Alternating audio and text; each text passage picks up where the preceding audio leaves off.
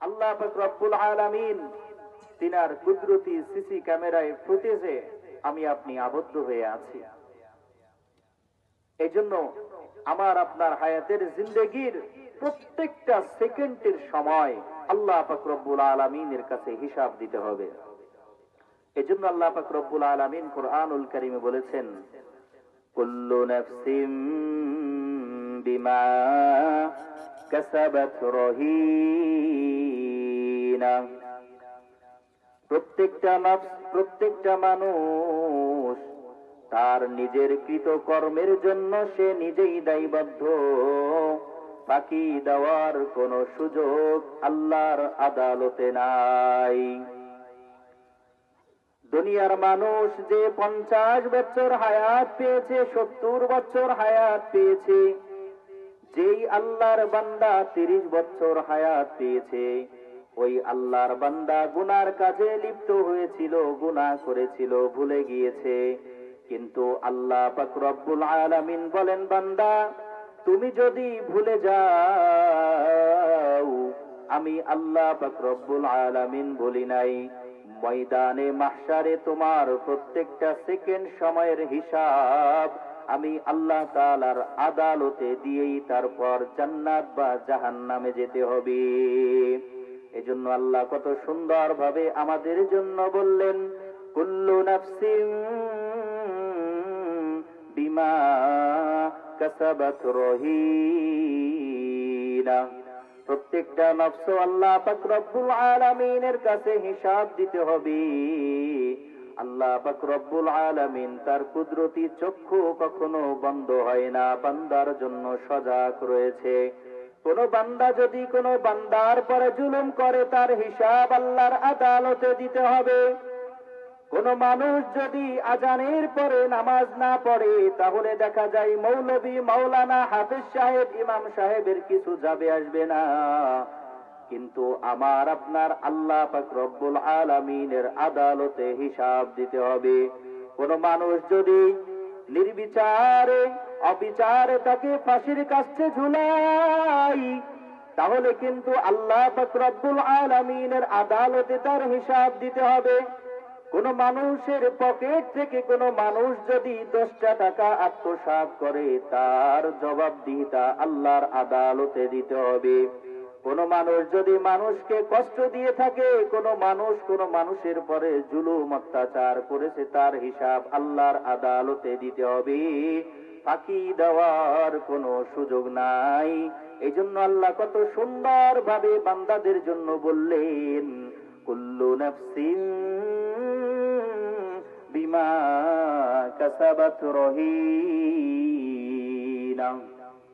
এই জন্য প্রিয় হাজরিন, আমার আপনার হায়াতের জিন্দেগিতে কয়েকত নামাজ কাজা করেছি, জীবনে কতটুকু ভুল করেছি, কতটুকু আমল করেছি, কতটুকু পরিমাণ আল্লাহকে সন্তুষ্ট করতে পেরেছি।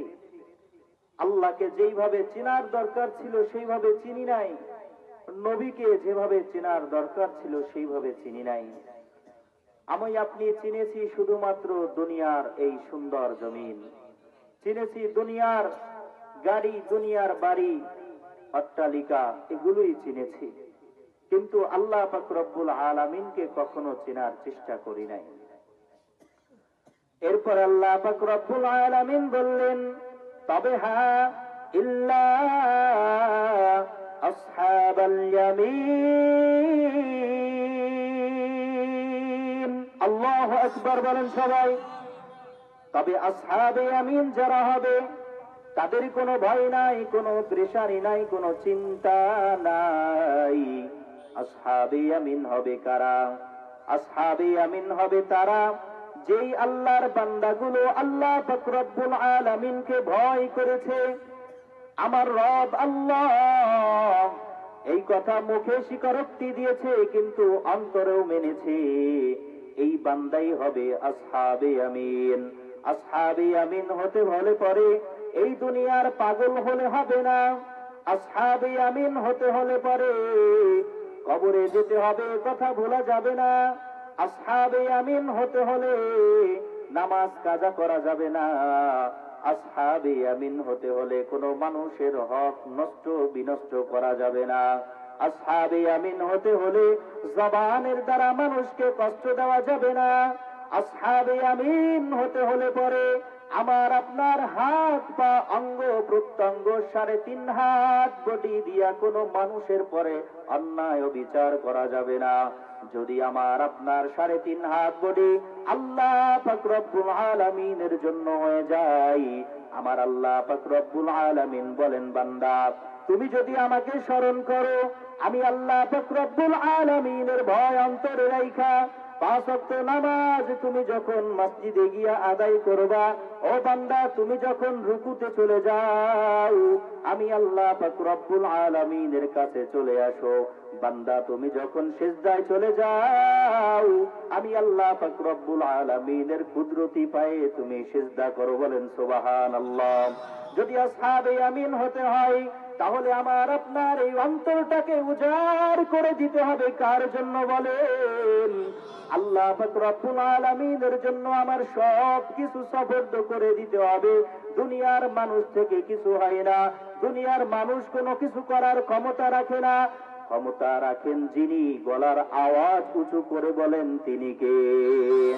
যিনি হচ্ছেন আল্লাহু আলা কুল্লি শাইইন কাদির।